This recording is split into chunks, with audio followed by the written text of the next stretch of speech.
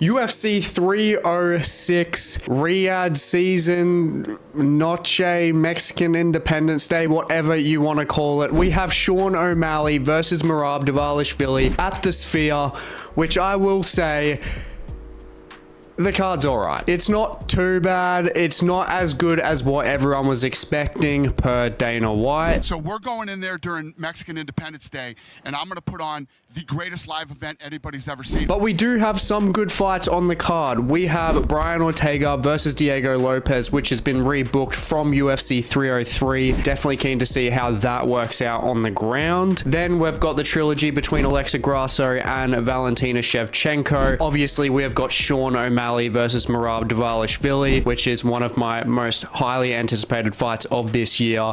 And then, of course, the best for last, we have Osbourne versus Ronaldo Rodriguez, the absolute pinnacle of MMA. But in this video, we're going to be predicting every single fight on the card and predicting all of the card's best moments. So let's kick it off with the first fight of Raul Rosas Jr. versus Aoriqileng. So as you can see, Aoriqileng is a massive underdog in this fight. And honestly, I just don't think that that should be the case. I mean, fair enough, Aoriqileng, he hasn't won against like the most amazing competition, and he's also 0-3 as an underdog. But he has fought better competition easily than Raul Rosas Jr. You know, he's fought Daniel Marcos, he's fought Cody Durden, which is a very competitive fight, and Cody Durden is very much in form at the moment. And then he also, back before he was in the UFC on the regional scene, he fought Kai Kara France as well. So he has had decent experience throughout his career. And Raul Rosas Jr., obviously it's emphasized by it being, you know, Mexican Independence Day and him being in hype train. You know, he's one of the youngest signings in the UFC, and he's got a pretty decent ground game as well, and he's literally not even 20 years old yet. There's a lot of factors surrounding it. But when we look at them stylistically, especially on the feet, I'm taking Aoriqileng all day. He is definitely faster on the feet. He's got a higher strike output as well, and he lands over 5 strikes per minute consistently. So that's like saying that he's landing at least like 70 strikes per fight. So he's got a pretty decent consistent output, and he's got power to go along with it. So I highly doubt when it comes to Rosas Jr. that he is going to be standing with Aoriqileng. He wants to take it to the ground as fast as possible, because honestly, Mexican or not, there's a huge possibility that Rosas Jr. could get chinned on the feet by Aoriqileng. I'm saying it now, I could be crazy. Please don't click off the video. But that being said, with Aoriqileng, you know, like, he's got the striking acumen there, but obviously when it comes to the ground game, I'm very confident in Rosas Jr., which is where the odds are really coming into play. Aoriqileng, he's gone 1-3 with his submissions, as you can see on the screen. But his last submission loss was over 7 years ago on the regional scene. He hasn't had one since 2017. So, you know, there's a lot of room to grow there. So if basing off that statistic, it's not exactly viable and fair. And I will say Aoriqileng as well, when it comes to takedowns, so if someone's shooting a takedown on him, he stuffs half the takedowns. You know, he does stuff them pretty well. It's more so when he is on the ground. It's not so good looking when he is trying to get back up. That's the real issue. So if he gets taken down, then there is concern there. And especially against someone like Rosas Jr., who does have the transitional capabilities that he does have. He's very good on the ground. And in this fight, no brainer, he is going to be hunting the submission pretty much straight away. I highly doubt he's going to be standing with him for the points that I previously made, obviously. And look, both of them are pretty durable, and that's pretty much the theme of this whole entire card, considering it's literally Mexicans and South Americans. But honestly, unless Rosas Jr., you know, he just doesn't mix it up. It like doesn't mix up his game, and he stands in boxing range, I could possibly see a KO finish here for Aoriqileng. And that's why I just don't think that these odds should be that far apart. I can understand Rosas Jr. being a favorite, but with the experience that Aoriqileng has and the striking threat that he has, he's got power, he's got very fast hands. the odds shouldn't be this different. And look, when he fought Cody Durden's a great wrestler, and he struggled to get Aoriqileng down. He landed about half of his takedowns, but then Cody Durden got mashed up on the feet. The jab was just piercing him. Like, it was pretty competitive fight overall. And Rosas is nowhere near as clean on the feet as Cody Durden, and Aoriqileng was doing a fantastic job of keeping him at bay, and Cody Durden is extremely aggressive. So Rosas Jr. obviously a menace on the ground, and if he gets it there, Aoriqileng is in trouble.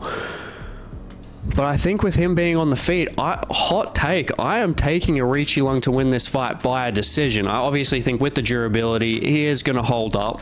Rosas Jr. will hold up, but I am betting that with Aoriqileng, I think that his takedown defense can hold up. Rosas Jr. isn't the best at actually getting the takedown, but once he's on the ground, then he's fine. Now, Aoriqileng does have a bit of a balance issue that I've noticed in a couple of his last fights, where he can go to the ground, but if that's checked, if that's fine, which is just a stance issue, if he can get his balance correct, stuff the takedowns, and keeps Rosas Jr. on the feet, with not having great takedown entries, to be honest, Rosas Jr. gets his takedowns really off the opposition being over aggressive, and Aoriqileng has got the reach advantage here. And even though it's small, he still uses long straight strikes and kind of winding strikes as well, which are utilized at range.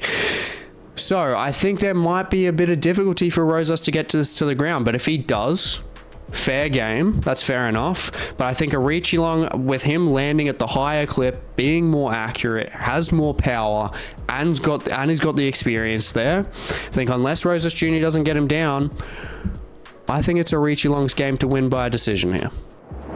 Moving up the card to Edgar Chairez versus Josh Van. Now, kicking off with Josh Van, very, very clean boxer, very skilled on the feet, especially for his age. At 22 years old, hits very nice combinations, and he, being young in his career, this is a huge tell for him, this fight specifically, because he's just come off his first major setback in his career. He got cleaned up by Charles Johnson in his last fight, and he had a lot of momentum before that. He was literally scheduled to fight Ulanbekov, who is ranked, and then obviously that fizzled, and he got the worst outcome he could have gotten.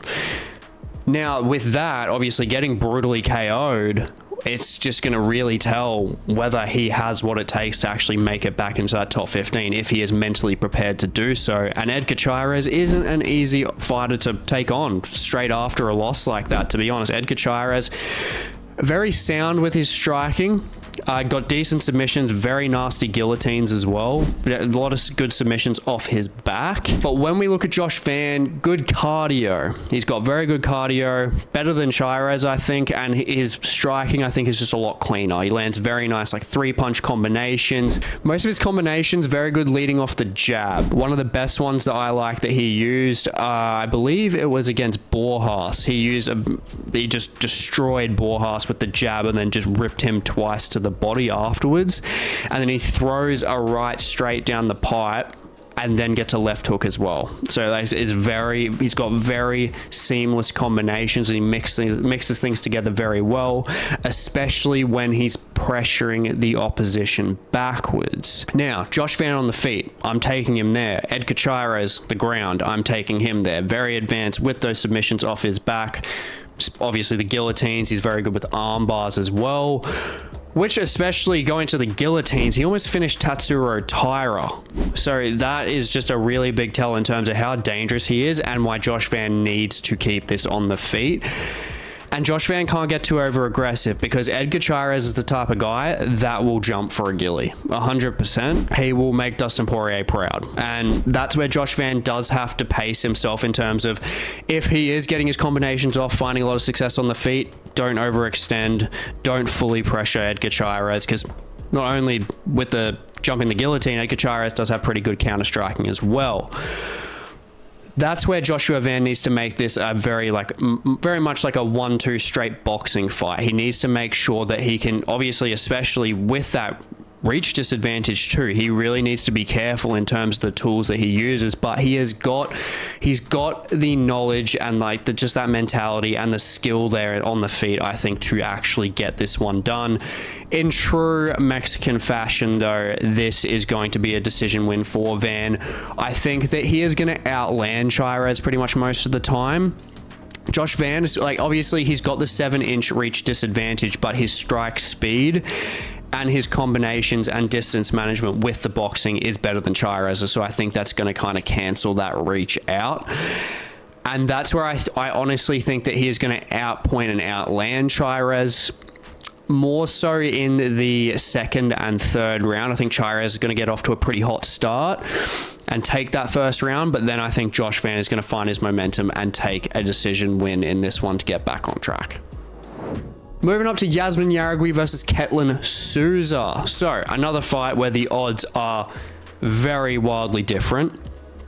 And unlike Raul Rosas Jr. in that fight, I am going to say that this is more so fair in terms of the odds being this way. Yazmin Jauregui is pretty much better everywhere, I honestly think. Obviously, she doesn't have a submission, record.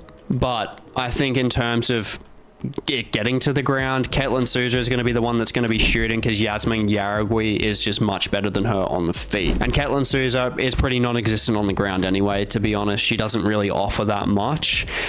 And when we look at the feet, Ketlen Souza, she's more of a forward pressure, like strong fighter when it comes to clinch game and everything like that. She really likes the opposition against the cage where she can strike.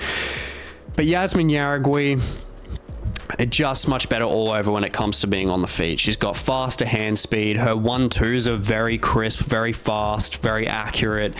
Takedown defense is very, very good as well. Don't see Ketlen Souza getting it down to the ground if she wanted to, if she starts hope shooting, because Yazmin Jauregui is just going to outpoint her, to be honest. And then also with that, obviously she's got a 1-inch reach advantage, but when it comes to the legs, Yazmin Jauregui times her teep kicks very well, and she uses her lead left kick, head, body, legs all the time. She keeps mixing it up, which is what is needed against a fighter that is as bullish as Ketlen Souza to really, make them hesitate in terms of coming forward and utilizing that forward pressure, which Yazmin Jauregui would definitely do. Now, Ketlen Souza, she's got the boxing. She's got a boxing base, a natural boxing base. So Yazmin Jauregui would definitely need to mix up those leg kicks and those leg strikes there to really keep her guessing, which she's pretty much done in every fight, so I'm not really hesitating on that. And more in Jauregui's favor, Souza has fought worse competition. She's fought Marnik Man, who I don't even know how she's in the UFC, to be honest. Marnik Man was, pretty much just a dummy there, just getting hit by Ketlen Souza. She wasn't moving at all, no head movement. She wasn't circling out. Yazmin Jauregui is the complete opposite coming off that fight. She is someone that is going to be consistently moving, has very good linear and lateral movement. I think it's just going to be a nightmare for Souza, to be honest. Her strikes are more powerful than Jauregui's, I will say, but I just don't think it's going to make much of a difference. There is a fact of Denise Gomes knocking out Yazmin Jauregui, so we know Yazmin Jauregui is not invincible. And I do talk about Denise Gomes and being one of the best prospects, underrated fighters in that strawweight division in my underrated fighters video, which I'll leave in the description below for you. But I just think Yazmin Jauregui's movement, in contrast to any of the fighters that Ketlen Souza has faced, is really going to be like a wake-up call for Ketlen. And Yazmin's just going to overtake this on the feet, just with sheer volume overall, and I think she's going to win a pretty clear 30-27 decision in this one. But I think Ketlen Souza's durability is going to get her to last through to the decision win for Yazmin Jauregui. There might possibly be a third round TKO depending on how abysmal it gets, but yeah, I'm going to be taking Jauregui by the decision here very clearly. Moving up the card to Manuel Torres versus Ignacio Bahamondes. Now this should have either been the feature prelim or 100% on the main card. Get out of here, Osbourne and Ronaldo Rodriguez. This is a disgrace that this is this low on the card, because trust me, when these guys fight, You'll 100% find out. Like these guys, in terms of their stylistic matchup, it's going to be brutal. These guys are very forward pressure heavy fighters, and they've both got chins. They're both very durable. Obviously, the Mexican chin versus the South American chin.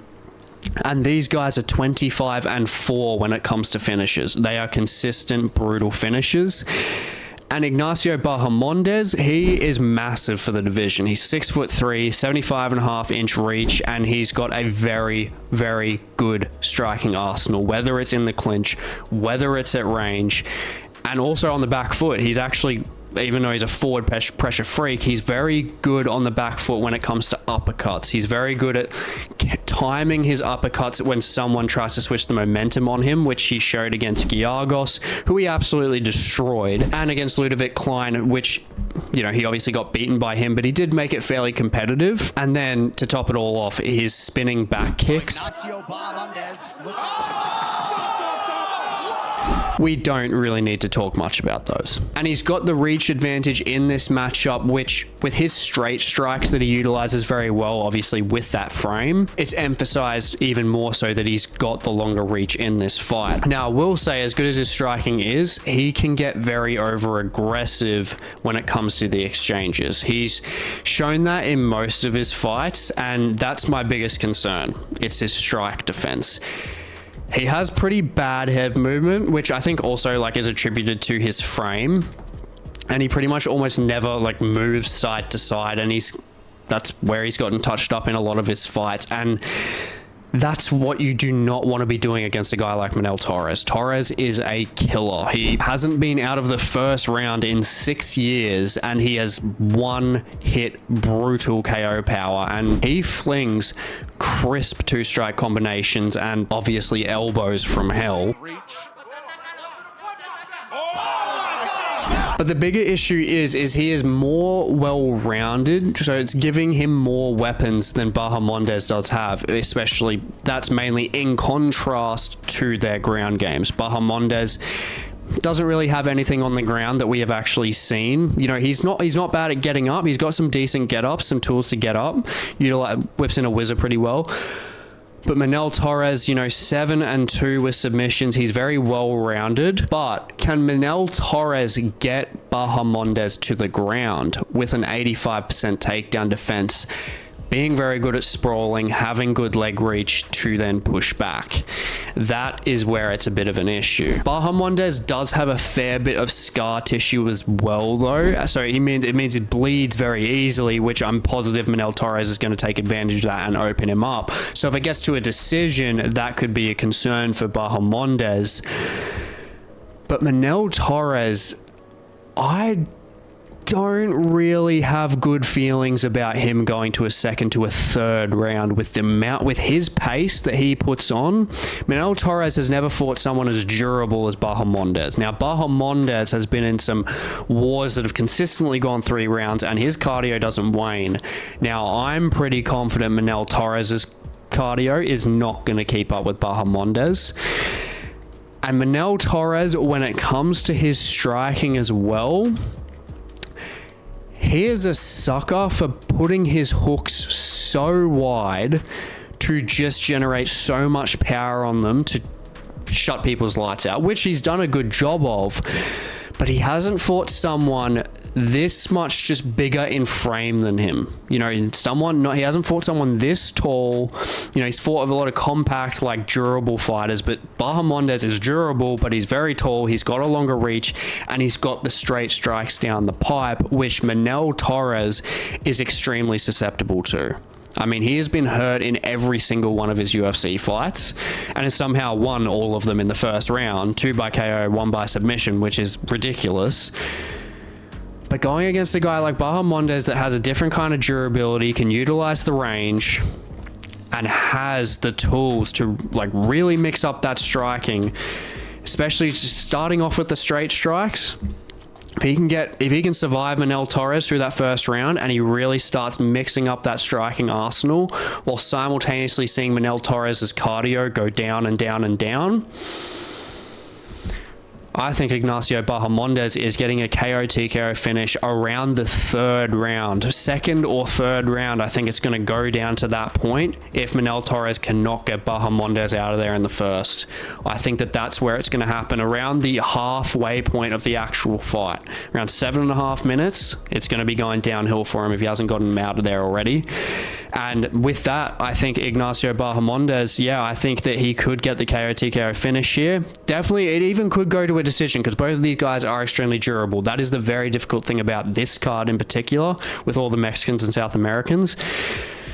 But with those, with those tools on the feet and the way Manuel Torres leaves himself open on the feet, I'm confident Ignacio can get it done.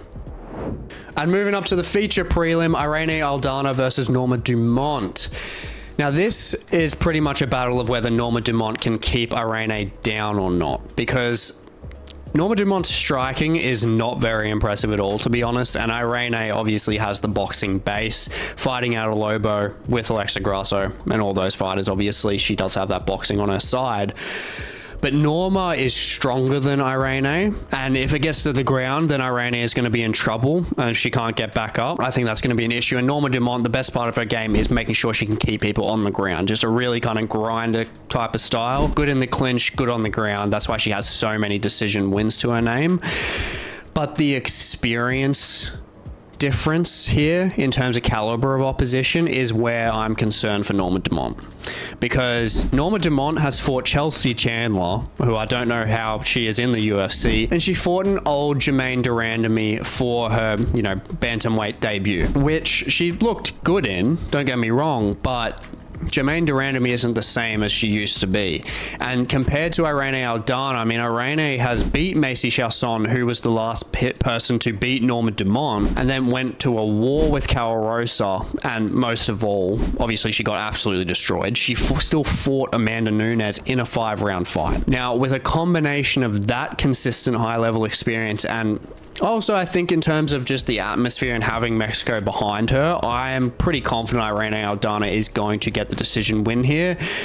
But if she does get taken down and, obviously held down and Norma Dumont imposes her game, then it could easily go the other way. But I just don't see this not being a decision either way. But I do think that the takedown defense of Irene, with the boxing contrast there, the striking contrast, I'm pretty confident she's going to get the 29-28 decision here. I think Norma will get one of the rounds where she'll win it out of control, but then I think Irene will really turn it up and, expose those weaknesses of Norma Dumont on the feet and get it done. And moving on to the main card, Osbourne versus Ronaldo Rodriguez, the people's main event. We can just scrap everything else. This is what everyone wants. Now, I have no idea why they put this on the main card, in all honesty. It just doesn't really make any sense. Ronaldo Rodriguez, look, I think there is a reason why he is on the main card, which is to geographically cover Mexico more as like a business strategy, because he's the first fighter who fights out of Veracruz in Mexico, which is the major city that borders Mexico City itself. So it would make sense that they are looking to expand potential fighters in the region by having a spearhead in the city being Ronaldo Rodriguez. Now, you can still do that by being a prelim-based fighter. They can still push that agenda.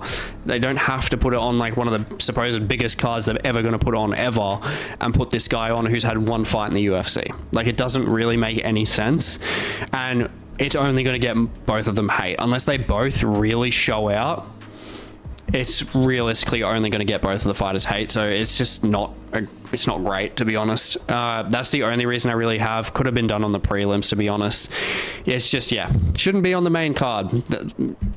Manuel Torres and Ignacio Bahamondes, without a doubt, should have taken this spot. They should have, or even swapped Raul Rosas Jr.'s fight, literally swapped that. Put this as the first fight of the card. It's insane. I have no idea. Maybe there's something that they show at the Sphere that makes it make sense. Who knows? But I really hope that they do prove me dead wrong, because, Dana and obviously the UFC pretty much at this point are fumbling the bag on this card. Like, them saying that's going to be bigger than UFC 300, absolutely no chance. It's it's a small card to start off with. It's 10 fighters on the card, and they've missed big opportunities with having fighters like Moreno and Yair to push it further.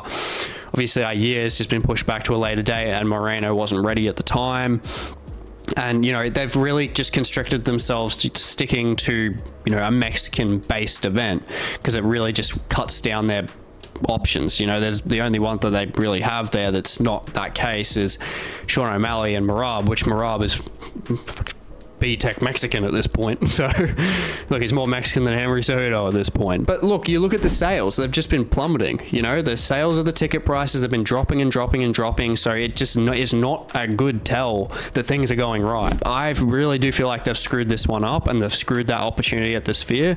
They have the money to do it again. I think they just might be saying it because it's being a bit of a flop. But enough with the UFC fumbling the bag rant. We'll get into the fight. I mean, we've got experience in Ode Osbourne versus the momentum of Ronaldo Rodriguez. Rodriguez, he's got power, he's got pretty decent submissions as well, and he is very durable, which is fortunate for him because his strike defense is very poor. He fought Bondar in his debut, who was catching him very easily with overhands, and took him down straight off the overhand. So he hasn't got much takedown defense there either. It's pretty much non-existent from what I've seen. And Ode Osbourne, he has a great reach for the division. He's fought way better opposition, and he has faster hands, but obviously he's definitely susceptible on the ground and pretty much to getting finished in general. But I'm riding with him here. I think that Ode Osbourne is going to take this fight. I mean, he's been on a bit of a losing skid at the moment, but that's to Jafel Filho, Asu Amabayev, and he actually beat Charles Johnson, who are all definitely better than Ronaldo Rodriguez. I mean, he lands more strikes overall and has a better hand speed as well. And with 7.5 inches of reach as an advantage, along with that volume, I think that's just going to really add up, and that's going to allow Ode Osbourne to take this by a decision win here. And that's in combination, emphasizing more with the poor strike defense of Ronaldo Rodriguez too. If Rodriguez can get it to the ground and really work his way through the transitions, then there's a possibility you could submit Ode Osbourne. We haven't really seen too much of him, but I just think with that hand speed and Osbourne just being able to outpoint and use that movement, I think that he is going to pull away with that 29-28 decision. I think that Rodriguez will find success in the first round when they're finding their feet, finding their reads, because I think Rodriguez will really want to get that moment in the Sphere. He want to take Ode Osbourne out in the first round. And I think he'll do a good job in terms of, landing the better shots. But I think Ode Osbourne, with that experience, with the hand speed, I think he'll take over, and I think he will tarnish it for Ronaldo Rodriguez and finally get back in the win column. And moving up the card, Esteban Ribovics versus Daniel Zellhuber. Now, this is a great fight. I honestly think that this will be a very, very just entertaining fight. I think there'll just be a lot of skill on display here. I think, with Daniel Zellhuber, there's a lot of hype around him. He's coming through Extreme Couture. He's one of their best prospects, one of Mexico's best prospects, obviously training with Eric Nicksick as well. And then Ribovics, he's like at the forefront of Argentina. He's honestly probably their best prospect they've got at the moment after Zellhuber murked Prado, so it's kind of a revenge story for Ribovics. And Ribovics decapitated Terrence McKinney in his last fight, so he's got a lot of hype on him as well. Now, I don't think that this is going to be, it's going to be entertaining, but I don't think it's going to be as chaotic as Torres versus Ignacio, but I think it'll be extremely close. Now, they've both never been finished, and Ribovics lands over 6 strikes per minute consistently, which basically means he almost lands 100 strikes a fight, and Zellhuber lands 85 to 90 strikes per fight. So they are very consistent with their output, and this is going to have consistent action in it for sure. But I do believe that as powerful as Ribovics is, I think that Zellhuber is just the more technical striker of the two. I mean, he times his shots better, and he is pretty seamless with his combinations, being a switch stance fighter. And with his style and his 8-inch reach advantage, that is ridiculously crucial in this matchup. And Ribovics, I will say, he's superior on the ground. I mean, he has just a more developed submission arsenal. He's got more submissions to his name as well. but getting it to the ground against Zellhuber, who is just like Ignacio Bahamondes, is a lot longer, uses very good sprawls, and has a 94% takedown defense. That is easier said than done. So I've got Zellhuber sticking on the outside, stuffing the takedowns, and I think that he's just going to be able to outpoint Ribovics completely to a 30-27 unanimous decision win here. Moving up to Brian Ortega versus Diego Lopes. Finally, we actually get to see this fight, and hopefully we don't all get like the day of pull out from Brian Ortega again, but at the same time, I kind of don't want this fight because I really like both of these guys, and it's going to be sad seeing, you know, one of them drop down the ladder. But obviously it does have to happen. And, you know, Brian Ortega, he's had great fights with Max Holloway. He's had great fights with, obviously, Alex Volkanovski. And if he gets to fight Ilya, that's going to be a great fight anyway, you know? That's if Ilya can get through Max. So, like, either way, Brian Ortega, he's a fantastic fighter. If he can, you know, if he doesn't win this, he's got a lot of options. And Diego Lopes, obviously, if he pushes through, you know, he's the new face on the block. You know, he's very, very entertaining, and he's basically becoming a superstar in this sport at this point. But especially with Ortega, it's a bit scary in terms of this matchup when it comes to losing, because I think he's the one that's more likely to get chinned out of the two of them, because Lopes is super aggressive both on the feet and the ground, and he's got the reach advantage here. But comparing the resumes of Ortega's to Diego Lopes, I'm taking the underdog here. I'm taking Brian Ortega in this fight. Definitely not comfortably, but I think Ortega will be able to edge Diego Lopes out on the feet, and that really comes down to Diego Lopes and his strike defense. Now, it's kind of tough talk because Max Holloway was literally teaching Brian Ortega how to defend in their fight, but that's Max Holloway. And look, even though Diego Lopes has been looking amazing, I'm not the biggest fan of his strike defense, and Ortega averages a higher output, so I do think that, you know, with his chin, Ortega's got amazing chin. I think with his chin, it'll hold up. He's not getting too old. He's still in his prime age range. I think that he'll be able to hold, you know, weather the storm of Diego Lopes. He'll be able to land the better striking combinations. He's better with his boxing overall, especially stringing combinations together. Diego Lopes doesn't really do that too much. But I will say that it does make it sketchy, and I wouldn't really be looking at this fight in any form of betting circumstance, because it could completely be all thrown out the window when it comes to the grappling of these guys, because we don't know what can happen there. These guys are 20-0 when it comes to submissions. It is ridiculous. They have so many submissions in their arsenal, and they've both never been submitted, so we have no idea what could happen there. But I think it's going to be a very entertaining fight, because it's going to be one of those ones where we could easily just see that both of their grappling games completely cancel out, and they could both just be stuck on the feet against each other. And that's where I'm really looking at this in terms of Brian Ortega just having the better strike output, just having the better combinations on the feet, and just having better wrestling as well. I do think that he is going to be able to get this one done by a decision, and that's also emphasized by Diego Lopes having a pretty much non-existent takedown, you know, defense, because he is someone that always pretty much jumps guard. So that is all well and good going against pretty much anyone other than Brian Ortega. So that's where it's a bit of a tricky matchup for Diego Lopes, and I think that the underdog can edge this one here, and hopefully, who knows, we could get a fight with Aljamain Sterling, we could get a fight with Ilia Topuria, we could get another fight with Max Holloway. I don't care. Brian Ortega makes them all entertaining. Take my money. And moving on to the co-main event, Alexa Grasso versus Valentina Shevchenko, number 3. Now, being number 3, I do feel like it's fair. I think we should be getting this trilogy regardless, because even though it was a draw last time, I honestly thought Shevchenko won that fight 48-47. And look, I love Alexa Grasso. She's great, but how do you give her a 10-8 in the last round of that fight? Don't know. Wasn't correct. Simple as that. Wasn't enough damage out there. Valentina was still fighting back.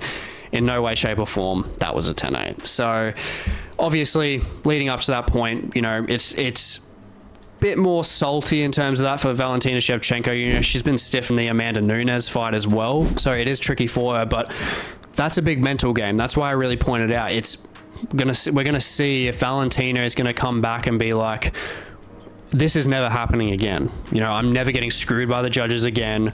I'm going out there and I'm winning. Or is it putting her mentality as like, why do I even try anymore?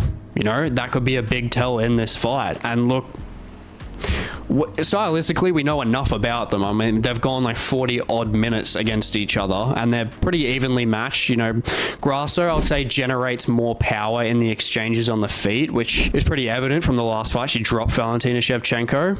But Valentina has more weapons with the Muay Thai base. She uses elbows very well. You know, she uses kicks more effectively than Alexa Grasso as well. And on the ground, I'd probably say it's pretty even realistically. I mean, Valentina just can't get her back taken and do that spinny shit again. Otherwise, Grasso will get the win again. But a crucial factor is definitely Valentina's age. I mean, she's 36 years old now, while Alexa is in her prime age range, perfect prime age of 31 years old. But I'm going to be honest, I think Valentina Shevchenko is going to spoil the Mexican party here. I think she is going to get exactly what she should have got in her last fight, and that's a 48-47 decision. I think Valentina will take the first round out with volume, and that is more so because Valentina Shevchenko, she has more tools than Alexa Grasso. She is naturally just harder to read. Even though she's a southpaw, she does do a lot of, you know, stance switches very well. She strikes from both. She is just ultimately harder to read. And I think that with that, I think she can take the advantage of Grasso in that first round. And then through the mid rounds, I think she's going to use a very heavy wrestling approach in her fight. I think she, now going through those two fights, she wants to have the advantage in those wrestling exchanges. She wants to be the one in the favorable positions on the ground, because on the feet she recognizes Alexa Grasso's power, and that's where I think Grasso is going to take rounds 3 and 4. More so on damage, I think she's going to swing the momentum a bit, you know, mixing in the striking, mixing in the takedowns. But then when it comes to the 5th round, I think Valentina is going to show why, you know, she had been a flyweight champion for so long. I see Valentina digging deep, you know, with all the championship experience that she does have, and I think she's going to outland Alexa Grasso in the 5th round to steal the decision and get that title back. Very, very close fight, very specific prediction. But I do think, honestly, I think Valentina Shevchenko is going to come back with that positive mentality. She's got the tools there. Yes, she's older, but I honestly do think that she has that ability to, you know, out-wrestle Alexa Grasso.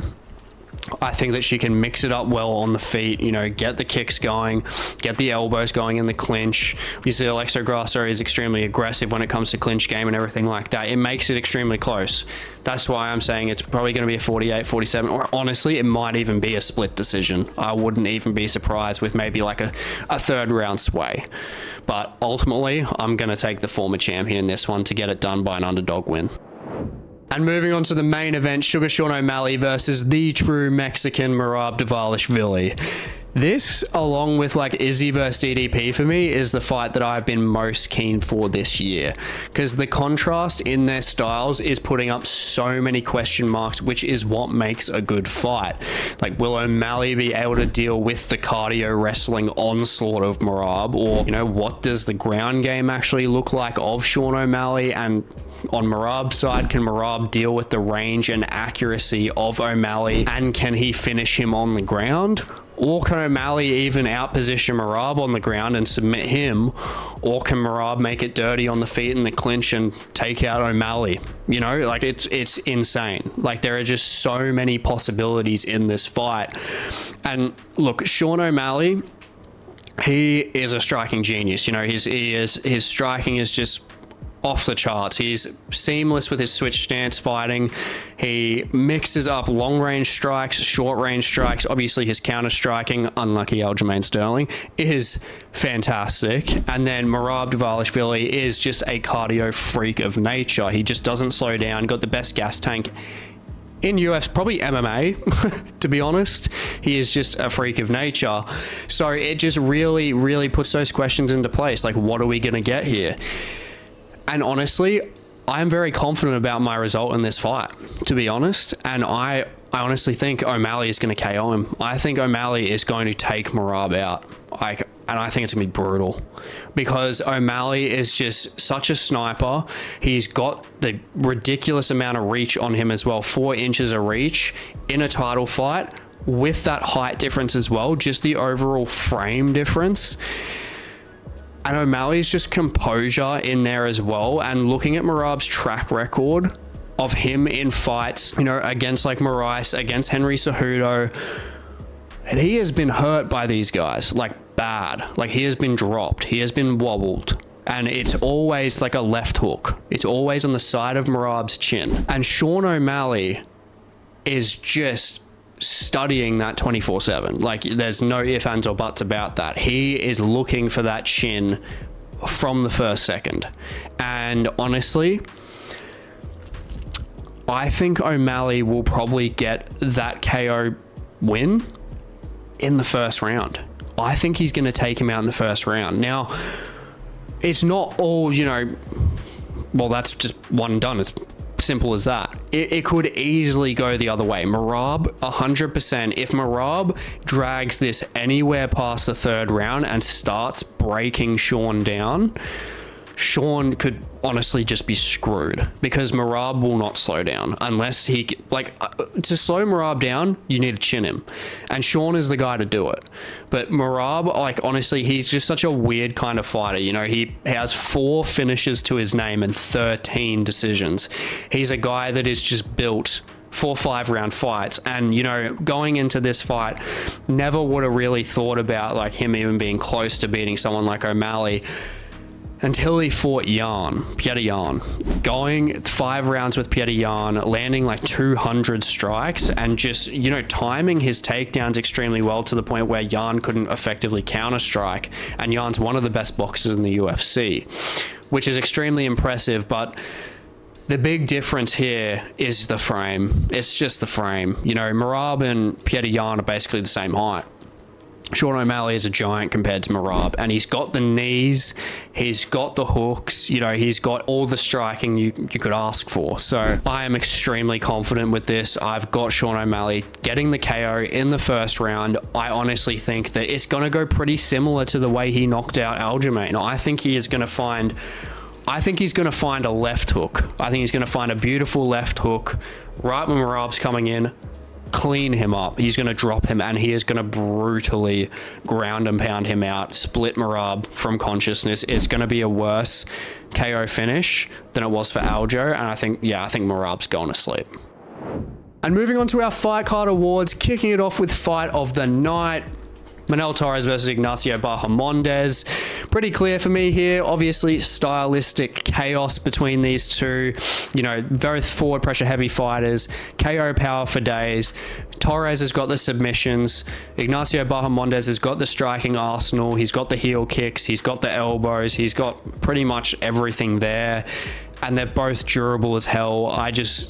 I'm going to struggle to see how this won't be fight of the night, to be honest, just based on styles. If you have 2 guys that are extremely aggressive but are both durable at the same time, that is just a perfect concoction for just an absolutely amazing fight. So we are 100% getting this as our fight of the night. Now, moving on to upset of the night. Now, obviously, you guys know I usually do performance of the night, but when it comes to certain cards and you know the performance of the night is going to be the same as the finish of the night, I want to go with upset of the night. I want to, you know, change it up, spice it up, so it's not going to be the same fighters. And with upset of the night, clear and obvious, Aoriqileng. I think Aoriqileng does honestly have the ability here to get it done.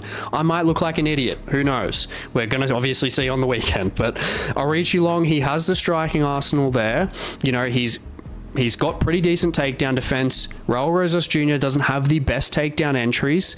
If Aoriqileng does get too aggressive, 100% Raul Rosas Jr. could take him down. But I think Aoriqileng, with the experience that he's had, even though he hasn't won the fights, just the experience in general in comparison to Raul Rosas Jr., I think there is a very good chance that he could win here as a 6-1 underdog.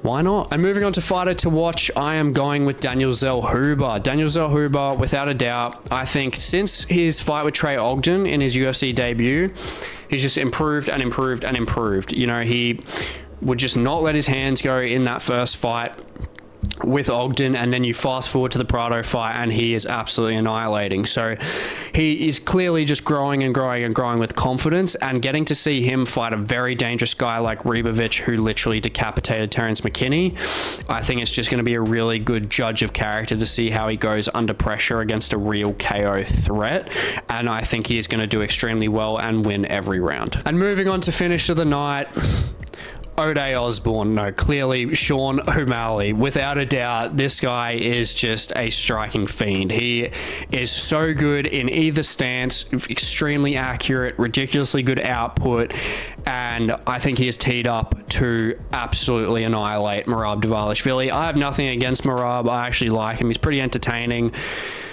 But stylistically, against a guy like Sean, being on the feet and the way that Merab's chin has been extremely sus in the last couple fights, or in his career, to be honest, I think Sean O'Malley is going to have a very nice day at the office. If you've enjoyed this video and you want to see more MMA based content, definitely check out my video on the most hyped matchups to make moving forward in every single division. I give a full analysis on every single one, so definitely check this one out. And honestly, thank you guys for all your support and your patience, especially through the moving process that I've been going through. And I really want to be busting out content for you guys. I love chatting to you guys as well. So yeah, thank you for all the support. Please like, comment, interact some more, and I will catch you in the next one.